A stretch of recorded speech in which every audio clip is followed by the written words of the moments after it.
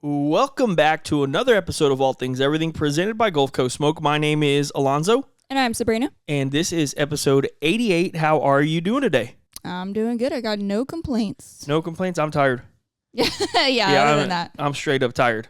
Like, I'm really tired. I actually had to go get a candy bar before this just to give myself a little bit of sugar because I'm tired. Yeah, I was like, I don't know, between 12 and 1, and the kids and I went to Whataburger for lunch, and I was yawning, and the guy was like, oh, long day.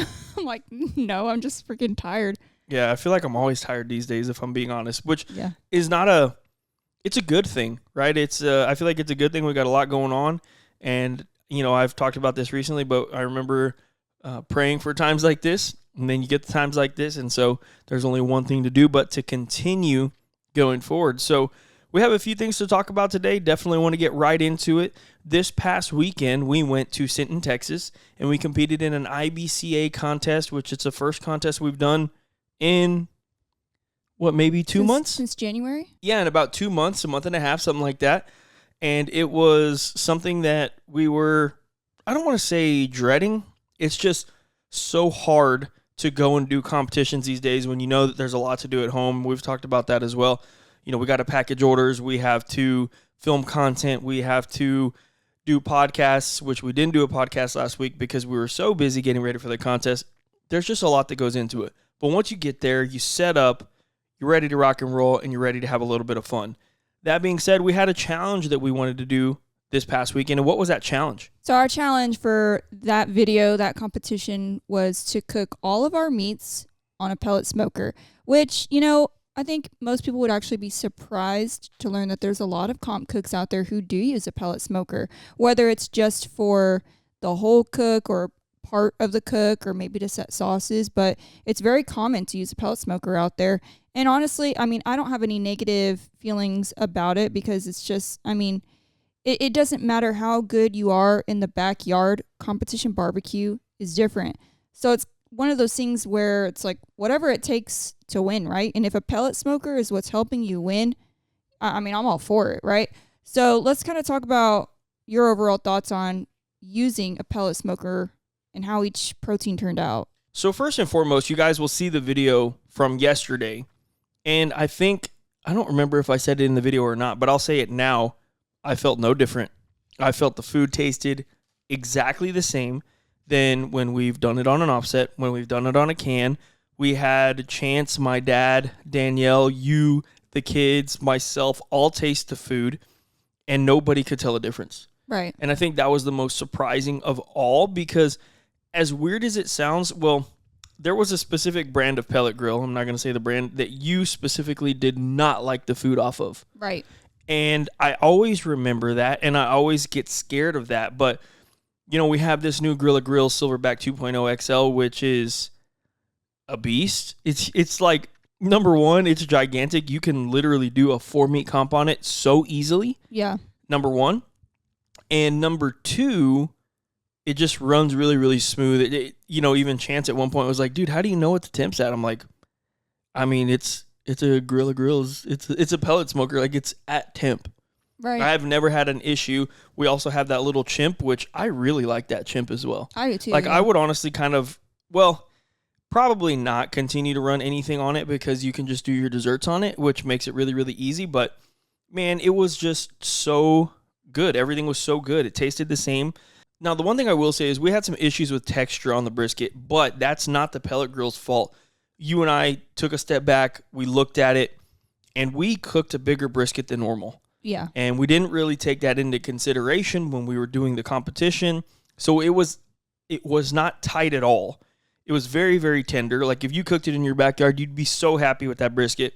It was not competition tender, though. And we knew that, but we were just like, man, maybe the flavor, because the flavor was impeccable. Yeah, I almost, I didn't even care about that, which I know it's a competition. The texture does matter.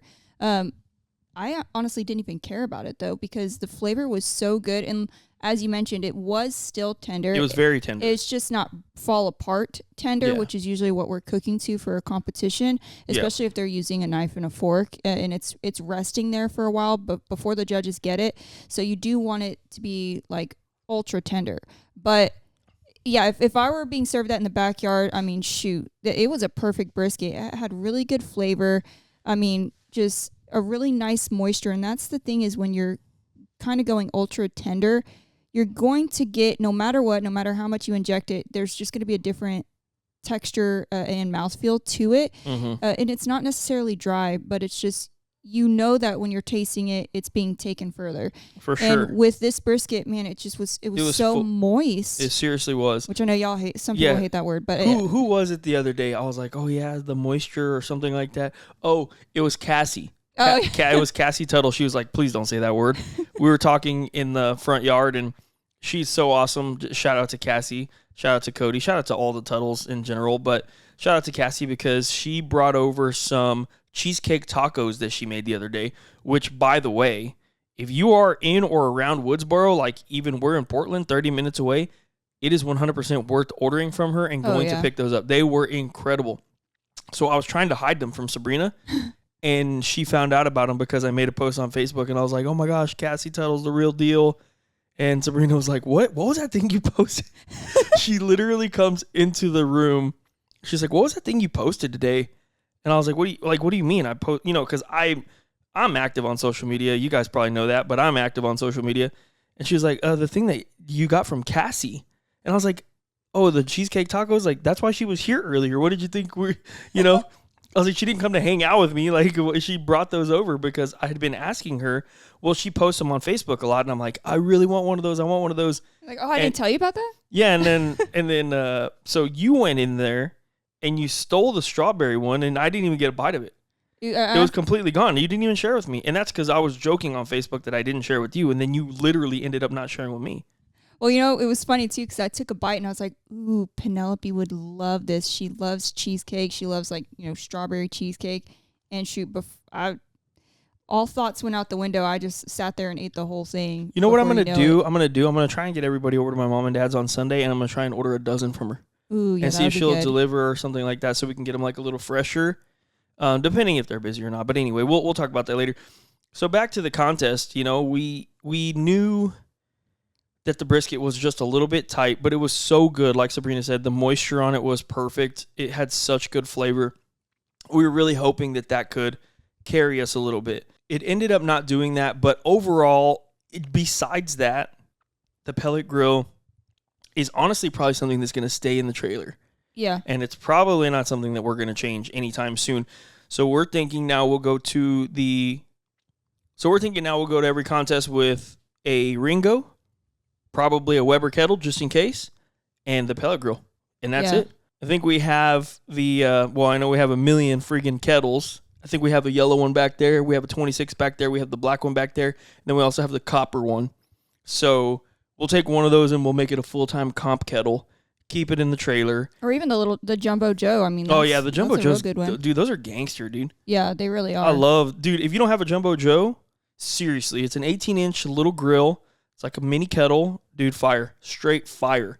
I love that thing. I would recommend that thing for anybody. I think, we've even cooked dinner on it, like burgers, dogs, chickens, whatever, and they come out fire every single time. You just put a little bit of Royal Oak in there. Speaking of which, shout out Royal Oak. I'm wearing the Royal Oak jersey right now. We are officially with Royal Oak again for the 2026 year. Thank you to them for continuing to have us as a partner. We really enjoy the partnership, and we look forward to a really, really cool and amazing year continuing to grow with our partners. So, yeah, shout out to them. But anyway, what were your overall thoughts on the Pellet Grill cook and turning in competition food on the Pellet Grill? Anything you would have changed? Do you think we needed to change anything like with our cook? What are you thinking? I really, really enjoyed cooking on the Pellet Grill because it's really easy. It was space saving. We really didn't have to pack as much stuff as we normally do. And so transferring everything to Sinton was super simple.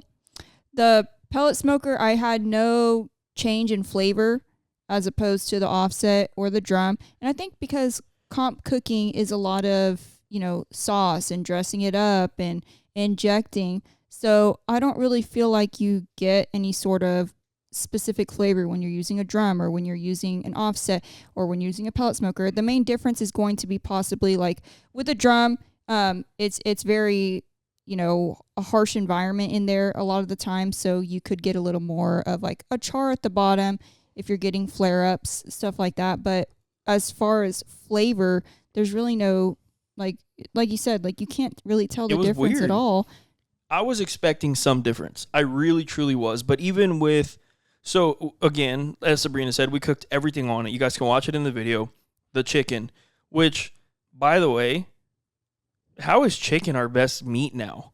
Like, chicken has been our best meat for 5-6 months now. I mean, we walked fifth in chicken. It was so good. The moisture on it was incredible. I don't know what it is. The chicken is just so good right now. It's stupid simple. You guys would laugh if you saw the recipe. Yeah, it's almost infuriating for me because it's like, how is it the most simple one of our proteins is doing the best? And it's good. Don't get me wrong. It's really good. But it's so simple. And then you like ribs are like super dressed up, brisket's super dressed up, and it's just like, no, chickens are strong. Are strong man. Yeah. You know what I mean? Yeah, it's part of it. There's ebbs and flows and everything. We've talked about that before, and you just kind of hope that it continues to stay good and we get our old proteins back, and then we kind of start putting things together, and I think we can do really well again. I will say this, we haven't done this as often in so long that there are little things here and there that you're like, oh, I forgot. And then, oh yeah, it's small things. I don't think it necessarily makes or breaks us, but it deters you a little bit. I need to go back and do that, or, oh, I forgot to do that, or, oh, normally I do that instead of that first. And you kind of get into a groove when you're doing it a lot, and we're out of that groove. I still think everything tasted just as good as normal, but it's just part of it. Yeah, so we walked away with a 5th place chicken. We walked away with a 16th place rib, I believe, which, I don't know if you mentioned this just now, but ribs were like really, really good, really solid. So we definitely thought that those were going to be up there. But I mean, it is what it is. There was a lot of teams there. We walked away with a 16th place rib. And brisket was somewhere in the 20s. 22nd. 22nd brisket. But we know why that happened, and we're open, we're honest about it. We know exactly why that happened. Before we go any further beyond the competition, I do want to say shout out to Gerald Johnson. Absolutely destroyed every single one of us. Like yeah. It wasn't even close. The dude just killed it. He's been doing so well. Congratulations to him. Congratulations to Randall Kendrick for winning Reserve Grand Champion. Just a really, really overall fun weekend. I was happy to be back out there. We did the 1 Pellet Grill challenge, and now we're going to move on to the next challenge. So don't look for any standard competitions from us, probably for a little bit, even if it's a big contest. The goal for us here is to continue to show you guys that you can show up to contests. You can walk. You can overall do pretty well, and you can go with 1 Pellet Grill. You can go use Sweet Baby Ray's. You can go use a Weber Smoky Mountain and a Weber Kettle. Wink, wink. Just saying, we are going to do these things, and we are going to show you guys as best we can how you guys can be competitive at competitions with the bare minimum. You don't have to spend a lot of money. We're gonna put budgets on ourselves. We're going to have a lot of fun with this, and that's what we want to do. We want to entertain you guys while still adding value, while still adding something that you guys can learn from. And that's what we've always tried to do with our competition videos, but we don't want to just continuously say, hey, it's Friday night. I'm dropping the bird in the brine. We're injecting ribs. 5 pumps in the back. Turn it over. 5 pump. You guys have seen that. That's what I still do. If you want to watch our exact stuff, like how we're injecting, where we're injecting, go back and look at our old comp videos. We still do the same exact thing. I'm not exaggerating. So look for more challenges moving forward. If you guys have a challenge that you think would be a good hard one, drop it in the comments and we'll make it happen. So one of the ones, like I said, I kind of just spoiled a little bit. I want to go to a contest of 1 Weber Smoky Mountain and 1 Weber Kettle. 2 extremely affordable items that you guys could pick up from Lowe's, go to a contest, hopefully do really, really well. So we're going to talk about these things. We're going to do these things together, and we're going to do our damnedest to do well out there. So just be looking forward to that. We had a fun time at the contest. And any other things about the contest? I would say it was a success. The challenge was a success 100%. Because we did get a top call in chicken. and we got an 11th place overall. So I think out of it was like 42 to 45 teams, right? 40 plus teams. I definitely consider that a success, and anybody can go out to a competition using a pellet smoker, and do well. Now, and the other thing I will say also is I'm just throwing it out there. We did not practice this one time. Right. We showed up completely dry, completely naked, and we just went for it. And we tried to adjust on the go. And I think that that's also something that made it a little bit more difficult for us. If you guys are going to want to go with one pellet grill, and don't be like us, maybe run a practice in your backyard just for timing. I've always told you guys, I don't think doing recipe practice at your house is really worth a darn. That's just me. But I do think timing practice is really, really worth it because timing is everything in competition barbecue. So that being said, just try it out at the house if you guys are going to go for it, because I do think there might be some timing discrepancies from what you're normally doing. Now, we are leaving out probably our biggest call of the weekend. Yeah, I know. I was waiting for you to say something, but you didn't say anything. Well, I was getting to it. So we did hit a first place beans as well, which is awesome because, I feel like our bean recipe is really centralized around like what Cesar Mejia does, Carl Davis, and I also have to give a shout out to Mario too. Yeah, he's got good beans, yeah. Yeah, Mario. So basically, we tried these 3 different beans: Caesar's, Mario's, and Carl's. And once we kind of like tried those all, we were like, man, beans are like, the way these guys make beans is the real deal. And so the last bean that I had that really was like, wow, was Mario's. And, I always get that with Caesar and with Carl, but I'm just saying like that was the one that really, really stuck out to me. And I remember reaching out to Mario and I talked to him about competition beans, and he gave me a really, really good foundation. Carl gave me some tips as well. Caesar gave me some tips as well. 3, so we just kind of formulated our own little thing. Of course, we over time have changed it. We used trifecta. We used that base. We use beans. We use sausage. We use bacon. And yeah, we try and keep it that pretty simple too. But man, they're just so flavorful. They're so good. And I was just really, really happy and proud that we got the first place bean. It's weird because I knew it too. So I actually had the little IBCA card, and Chance was like, "What's your number?" And I turned it to him right when they said first place bean. And you can even ask him, or maybe he'll comment. I was looking at the number and I was reading it as they were saying it. I was like 128608 or whatever it was, and I was like, I told you. And you can even ask Chance on that. I just knew it. I probably have possibly have the footage of it. Oh yeah, you might have it because but I just knew it. And you can even hear me. You'll hear me in the footage say like, I knew it. I knew it because I just felt they were that good that day. They were just so good. And the cool thing is we've been doing our beans a little bit differently. I won't give away the secret, but the way we cook them now is a lot different than we used to.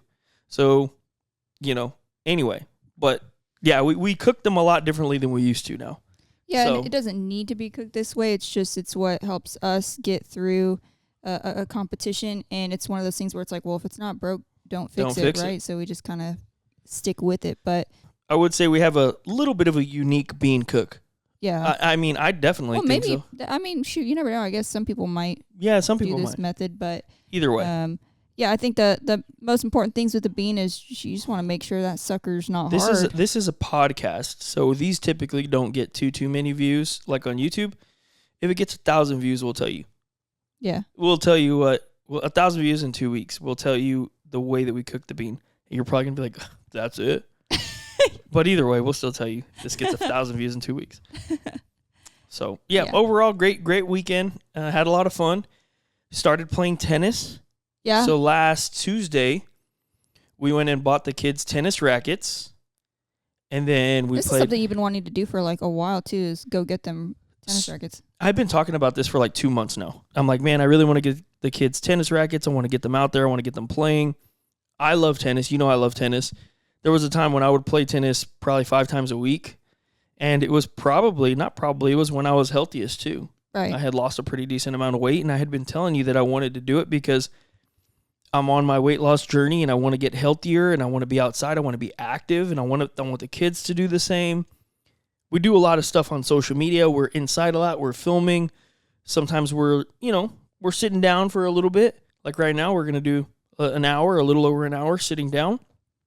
But we went and played tennis 5 days in a row. Tuesday, Wednesday, Thursday, Friday, Saturday. Yeah, 5 days in a row we went and played tennis. And just had a blast. We are doing things as a family outside. We signed the kids up for tennis lessons now.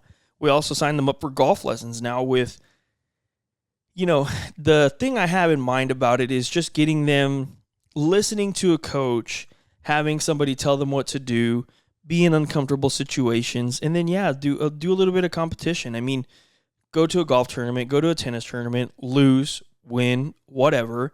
It's all part of it, and I think it's just super important. But I'm super happy that we're out playing tennis because I really love tennis. I love golf, and it's statistical. Golf was my best sport, and if I would have learned about tennis earlier in my life, I would have loved tennis more than golf. There's no doubt about it. I just truly love being out there on the courts, having a little bit of fun, hitting the ball, and yeah, I'm just hoping that the kids really love it as much as I do, and it's something we can do forever as a family. Yeah, they all love golf, but I think that they really like tennis more right now because with golf, it's pretty much we go out to the driving range, they hit balls. We can't really go do much out on the course because they're still so small and they don't really know how to play. I mean, Penelope would, but the other two, they don't really know how to play a round of golf, right? And not that they know how to play like a tennis, but we can at least all be out there doing it at the same exact time and not have to worry about, okay, well, this person needs help over here trying to, set up their tee and their ball. We can all just go out there, even if we're not playing it properly, everybody's at least out there doing just hitting something. Or trying to hit the ball, move around. Yeah, so hopefully the kids really, like I said, they enjoyed, and we're looking forward to watching some lessons and seeing them grow and do all that fun stuff. And of course, I want you to get better. You're actually hitting the ball back really well, but I want you to get better to the point where we can go and play for real. Only because right now I'm not able to really get a sweat in. Right. Because the kids can't really hit the ball back to me at all. And then you do get it back, but it's just I want to where you and I can hit the ball back and forth over and over and over and over. Yeah. Like when me and Mashawn used to play, we would play intensely. Oh yeah, well I haven't played tennis since the 8th grade. Yeah. So it's going to take a little bit for me to actually get some, not that I even had any skill back then, but it's going to take me a while to get some skill built up to play. Sure. But I enjoy it a lot. I think it's fun. And I think you get sore just being out there for 30 minutes. Yeah. I mean, we had been doing an hour and a half every day. It was pretty fun. So, I like it a lot. And that's the thing I was telling you. I told you, I think either Saturday night or Sunday morning, I think me deciding to lose weight was the best thing that could have ever happened to me because, a year and a half ago, if we were at a barbecue contest, after the contest, I needed to sit down for 30 minutes, relax, get some water, then wait another 15 minutes, and then we can start loading stuff up. Now, man, I'm grateful. We just continue to go. We don't take any breaks. We literally did the whole competition, hardly sat down. Right when the competition was done, we turned in that last meet. You came back. We started cleaning up instantly. Then we went to awards, did our thing, came back, finished up the cleaning, went home, went to go get icing cream because I told the kids we would get icing cream. Then from there, we went home, picked up the rackets, went and played tennis for an hour and a half, then came home. And it's losing weight is the only reason and way that that's possible for me. Yeah, Friday night, even after injecting and everything, we went and played then too, which is typically not something we would ever do. Yeah, because we're tired. I mean, we're tired, and that's okay. But we're having fun and almost wanting to go, so it makes it really, really easy. But either way, competition was great. Tennis and golf are gonna be great, but we do have some recipes and stuff that we wanted to talk about as well. Go ahead and kick us off because we haven't been with you guys for a few weeks now. Yeah, so our first recipe is the Carne guisada, which this was inspired by Fred of Rio Valley Meats. Yeah. He'll Shout out, Fred. Yeah, he'll take his brisket trim or his pork rib trims, and he'll make carne guisada at Comps. And the first time I tasted this, I was like, oh my gosh, the rib, which a lot of people might be turned off by the rib because it's got the pieces of the bone, but just try it with the rib. The rib really just sets it off. Even my dad said that. Yeah, it's so good. Yeah. So we really wanted to recreate this ourselves for a recipe because it's just one of those things like it's such a comfort food. I know a while back we talked about like the cold weather food, and I know we're kind of, stepping away from the cold weather. Things are starting to warm up, but it's still just like a good comfort food, a good breakfast food. You make this for a Sunday, bring it over for the family, have, carne guisada tacos. It's really, really good. And I think it's a really good way to use your brisket trim because we really don't like, especially when you're buying a really good quality brisket for a comp. And yes, they're super trimmed, whether you like it or not. For comp, we super trim, but we don't want to let any of those really good trimmings go to waste. So I think it's the perfect utilization for those brisket trimmings. Yeah, no, I mean, overall, the carne guisada was so good. And I just, dude, I mean, I could eat that every weekend. Oh, for sure. Straight up, I could eat that every single weekend. It's just so good. When you break it down, it's so tender, so juicy. I bet you anything, you could even just get a nice little sear on everything, pour it all into a crock pot, put it on low, let it sit overnight, and eat it in the morning. Yeah. I bet you anything it'll work. I mean, we didn't do that. We used a Dutch oven. We used some beef broth. We used some Rotel. We used the carne guisada seasoning from Fiesta. And just overall, everything was so good. It was so good. Even my dad, and my dad is like, typical Hispanic man, grew up eating Mexican food. He was like, dude, that's some of the best carne guisada I've ever had. Yeah. And also, I will say this. Stop going after me in the comments the way I speak, the way I say things in Spanish, or like, I'm like, someone was like, why do you say carne guisada like that? I'm like, bro, I can't roll my R's. I don't even know what to tell you. I can't roll my R, but I'm 100% Hispanic, okay? Like, stop already. My name is Alonso Leal Cantu. That's my name. Like, I don't know what to say to you people. Like, I can't roll my R's very well. I'm a Hispanic, okay? Gosh darn, no, that's more a joke than anything. But either way, I took it to the house, and after we made it, and everybody just loved it, and they're like, wow, this is so good. And I'm like, man, it's simple. And Fred gave me the whole recipe. I did change it up a little bit because, and we all share recipes, whether it be a comp recipe or carne guisada. And he was like, man, brown it up, season it up. Of course, use your seasonings, use your base, use your hospitality, whatever you want to use. And then, but I will say, like Sabrina said, the rib belongs in there, dude. For sure. Now, if I was serving it for breakfast tacos, I probably wouldn't put the rib in there, or I would cut the bone out or maybe just use like pork instead, like pork butt or something. Right. It's just so good. You have to put the pork in there, dude. It's just incredible. And we really, really had a great dinner that night, and it's something that's going to be on the menu. It's going to be on the rotation for us for quite a while because it's that easy. Go watch the video, experiment with it a little bit, see if you can't use the crock pot, see if you can't use a pressure cooker, and there's going to be opportunities there. Yeah, I think most people are probably like intimidated to make this. When you get it at like most Mexican restaurants, it can be very like too much like a thick gravy. And so I think most people like are unsure of what it is unless you are Hispanic or if you grew up in South Texas and you know.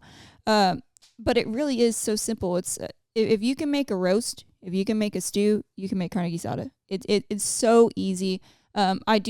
The thing I like about the fact that we tried making it is I like it a little more thinner. I don't like the thick, goopy carne guisada that you can get at some places. So I think if you actually tried it homemade at your house, you'll be really, really surprised how easy it is to make and how much better it is to make it yourself. Yeah, no, I 100% agree. Really, really worth going and checking out that video, trying it out, and let us know what you think. And so our next recipe, this was inspired by, we had gone to Tuttle's.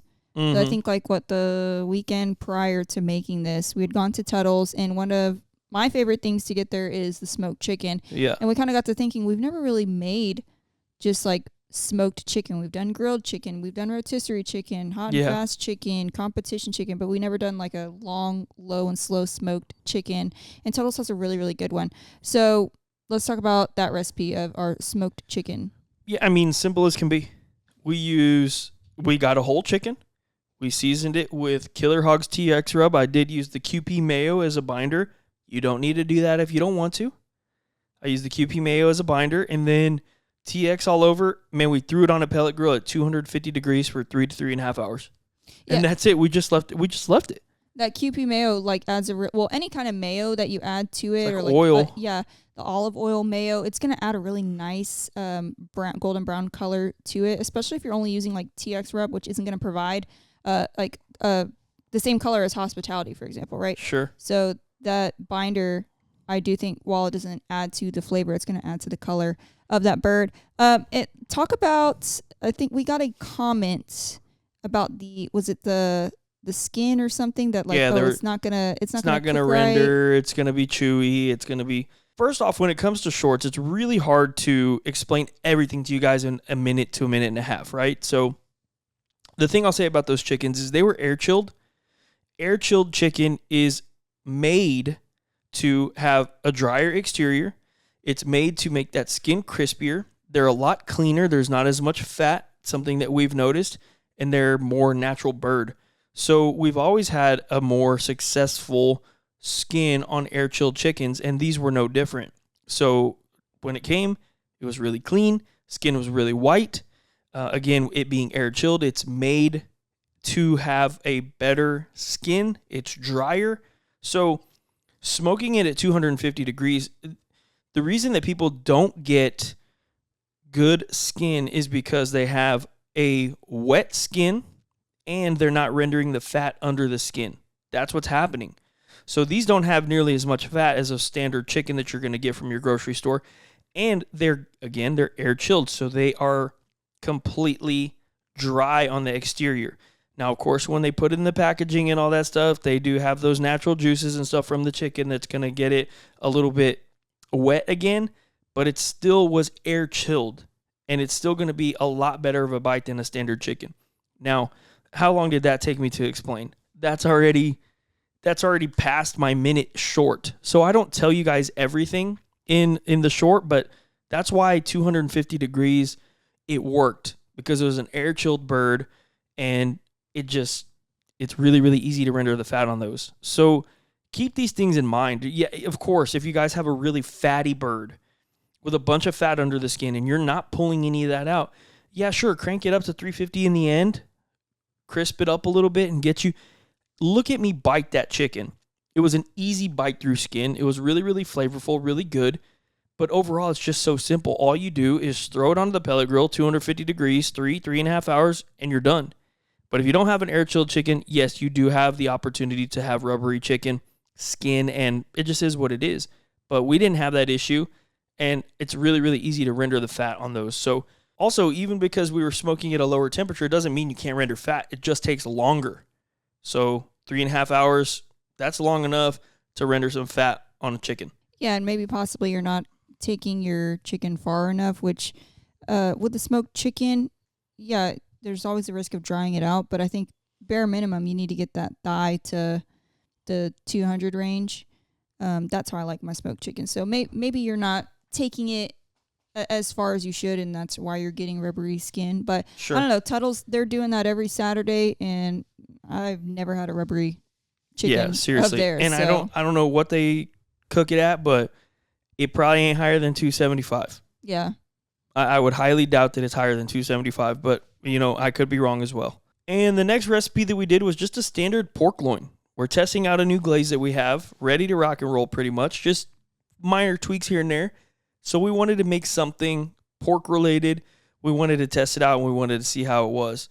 And man, I'll tell you what, number one, the glaze is great. I'm not going to go too much into it, but if you guys are not making smoked pork loin, you're sleeping, because it is so, so, so delicious.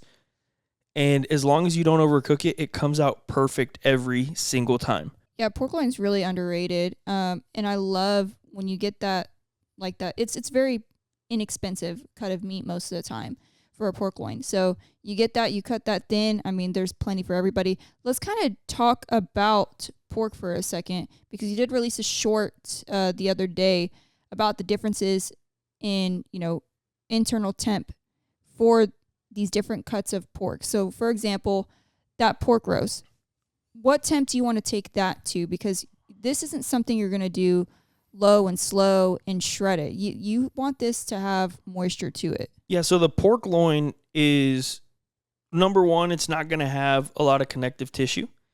And it's also typically not going to have as much marbling as you would in the shoulder or just something like that. So on the loin side, you definitely want to take that to around 145 degrees. It's completely safe to eat at that temp.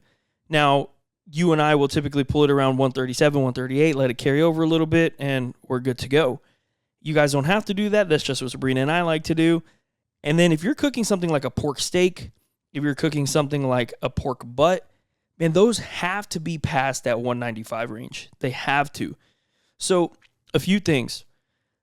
In the pork shoulder, that's a muscle that's moved a lot by that animal, right? So they're consistently using that shoulder in order to move. They're walking around. And the loin, it's in its place. It's not moving, right? So because of that, the shoulder actually has, like I said, more connective tissue. And there's a lot of intramuscular marbling there. So that needs to be broken down.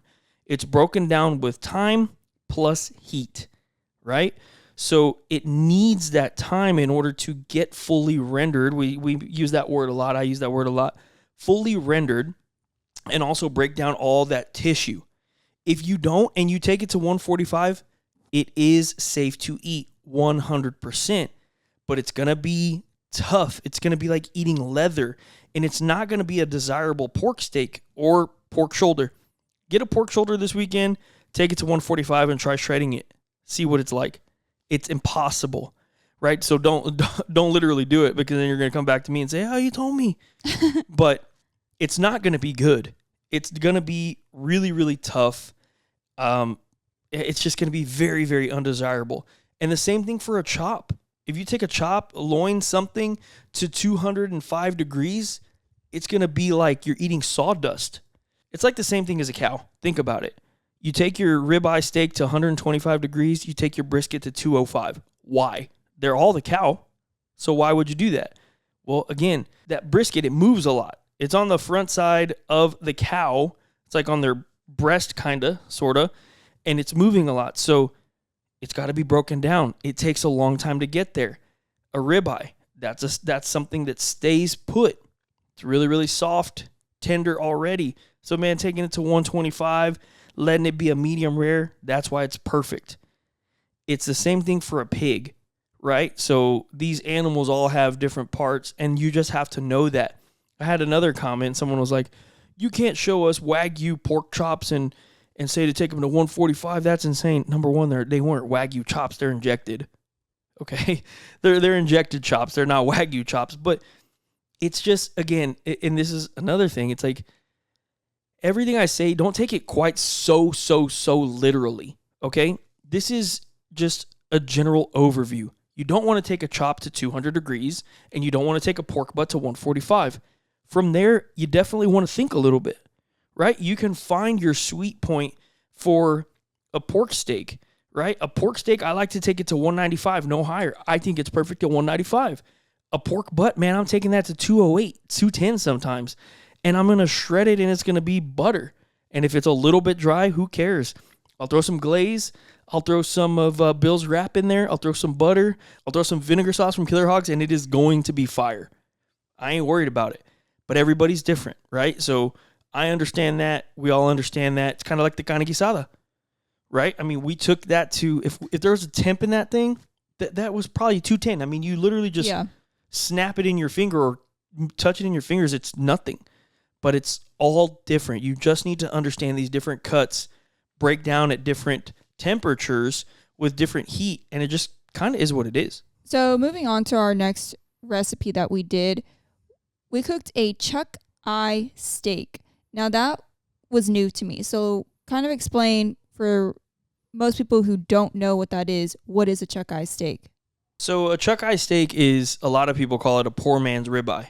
Why do they call it a poor man's ribeye? Because the chuck eye steak actually comes from right next to the ribeye. So the ribeye comes from the rib primal. The chuck eye comes from the shoulder primal, which sits right in front of that rib primal. So if you get it properly cut for you, if you know a really, really good butcher that you're friends with, like I'm friends with lots of them, you can tell them that you want some good chuck eye steaks, and they'll get them from right next to that ribeye. So you'll see these steaks in the video. We showed them.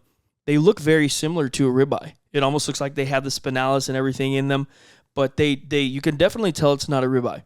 But since it's so close to it, it has very, very similar flavor and very, very similar marbling. And these were very well marbled. And the cool thing is, if you could get the right ones, we got these for $8 a piece, and they were not discounted. That's what they cost, $8 a piece. And when we bid into them, man, I mean, it tastes like a ribeye. It tastes like a ribeye for $8, and it's like, how can you not love this? So when we saw these at the butcher shop, we were like, oh, we got to get these, and we got to make a video on them because they are just that beautiful looking. And it's like, if people don't know about this, then they'll never know that they can try these out. And it's an inexpensive cut. Ribeyes right now are so expensive. They're amazing, but they're so expensive. If you guys find a good chuck eye steak, it is 100% worth trying. Just cook it exactly like a ribeye, season it like a ribeye, and it's going to taste really dang similar. Yeah, and we got these ones from Borai Craft Butchery in Corpus. Let's kind of take a second to talk about them. If you're in the Corpus area, you definitely got to check them out for lunch. And you've had their lunch before, but it was my first time trying it, and I had the El Befe burger, which was so good. Easily the best burger I've had in Corpus, and also easily one of the best lunches I've had in Corpus. Yeah, I mean, and it's not, I don't want to say it's funny, but I've told you about it a few times. I've been trying to get you to come, and we can just it never worked out. So I've gone a few times on lunch during work, taking the guys. They love it. I love it. And I'll tell you what, Borai is special. It really, truly is. Borai is special in Corpus. And, you know, there's other great meat markets. There's Montrese that we love. They have a really, really great selection over there as well. The thing that Borai is doing differently is that lunch.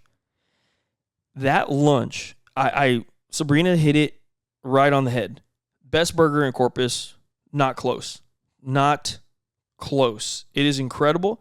They use short rib. They grind it fresh every day. Short rib for their burger. Has a really, really perfectly crusted sear on there. So flavorful, so juicy. They have like a great burger sauce with this. They have those really, really good like sweet pickles. The bun is really, really delicious. They're just doing things right over there at Borai. And then this is where we got the chuck steaks. This is where we got the ribeyes for the competition that were incredible. And they just have a great quality setup over there. I really love going into Borai. I mean, if you guys don't know by now, they just they're doing it big there for their lunch, and it's worth going to try it for sure. Yeah, I mean, I highly recommend. Yeah, seriously. Yeah. Our products are there as well, so pick up some products, try it out, let us know what you think. And yeah, it's something that you want to do. You want to go eat at Tuttle's for barbecue Saturday. You want to go eat at Borai any day of the week for their lunch. It's just on point. And one of the last things I wanted to talk about before we end this episode today, I'm going to try and make this kind of quick, is I've been thinking about this for a really long time, and I think it's time that we turn this into something. I've been wanting to put out, I'm gonna use my air quotes if you guys are watching. I want to put out a beginner's, here's my air quotes, beginner's, air quotes, guide to competition barbecue. I say beginner's quotes because I want to go into specific details on what I think you need to know if you're getting into competition barbecue. Now, I'm going to sit here and I'm going to stare you guys straight in the eyes. Maybe Sabrina could zoom in a little bit so you can see my small eyes. I'm going to stare straight into the camera. I'm going to tell you guys, I do not think I'm the best competition cook in the world. I do not think that. I do not think that we can go out and charge $1,500 for a class. I do think, however, we know what we're doing. I do think, however, when we were running hard, we were doing well. And I do know for a fact in 2024, we hit 10 contests and hit 25th overall in the state of Texas. We hit a top 25 brisket, and we hit a top 25 rib with only 10 cooks. Again, I'm not sitting here bragging. I'm not sitting here saying anything, but we know enough to help people get better at this sport that they love, and they want to get better at themselves. We still have people all the time ask us, when's your next competition class? When's your next competition class? I'm like, dude, we don't really do competitions like that anymore. But I do think we can offer some value here. So this is something that Sabrina and I are going to be working on. We're going to put together a video series, thighs, halves, ribs, pork, brisket, burn-ins. This is going to be a full class. I say beginners because I'm going to give you every single recipe we use today. It's going to be on video, but I'm also going to write up some notes. I'm also going to offer every 2 weeks I want to get together in a Teams class, or what is it called, like Skype, Teams, whatever. Like Zoom. Something. And I want to get together. I want to talk about competition barbecue with you guys. Every 2 weeks we can do that. We could sit down. If we have any students or whatever, we can all learn from each other. You guys can teach me too. But we're going to offer that value, and we're going to put these out there for sale for people to learn about competition barbecue. And like I said, I use beginners really, really loosely because I promise you, I would never do this to anybody. I want you to truly listen to me. I would never, ever, ever offer something as a beginner's course and give you a beginner's recipe. This is our recipe. This is what we are running currently. This is what we're going to run until the wheels fall off on it. And if it stops working, man, we'll update it. We'll update you guys. We'll let you know what we're doing. These are the types of things that I really want to do, and I've always had such a, what's the word I'm looking for? I feel convicted to do it. I feel like these are the things that I need to be doing. I wish I could give it away for free. I really do, but I don't feel like that's fair because, you know, it's not about like making money on this, because I promise you this is going to be super inexpensive for what we're doing, but it's just something I feel really, really strongly about. Teaching people about barbecue, giving you more confidence, going out there and doing better at something that you love. And if you're getting into competition barbecue, it will be worth getting this to figure out these little tips, these little tricks. You know, we've talked about it before, CBA, IBCA, Lone Star. We use fork and knife judging here in Texas. The cheapest fork and knife that you could possibly buy. So why would your food needs to be very tender in order for people to properly get it off the bone, cut that brisket, off the chicken, whatever. So these are just things that we want to talk to you guys about. We want to help you guys about, and we want to continue to learn, and we want to continue to grow as well as a company. And I just think that this is something that we have talked about. I mean, how long have we talked about this?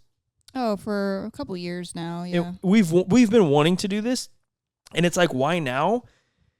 I think it's because we are at a point where we're not competing as much, and we can take a step back. We can take time to really, really put a lot of production into these videos, make them really good, answer questions when asked, and have these little sessions together and do stuff like that. And, you know, we're going to make it to where you're not going to have to take a note. You're not going to have to take one single note. Everything is going to be given to you. I just feel really, really, really strongly about doing this, and it's going to be coming this year. It'll be a beginner's guide to competition barbecue. I promise you, anybody can learn from this. Anybody can see our recipes, our full recipes, what we're going, what we're working for us in the past, what are still working now, and you're gonna see some things that hopefully you learn from, and again, it's gonna be at a really good value. So just be on the lookout for that. And it's one of those things that I've talked to Sabrina about so many times. You get so discouraged, you get so scared to do something because you're afraid how it's gonna be perceived by the general public.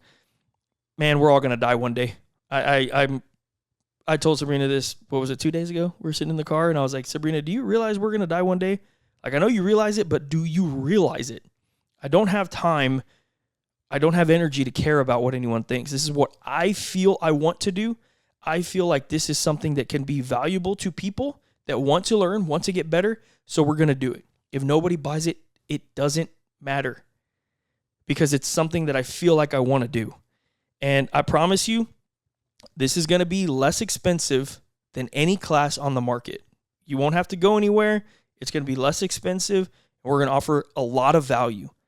And I promise you, the people that went to our in-person class, I don't want to say every single one of them, most every single one of them came to me, to my face, and told me they had never been to a class like this before.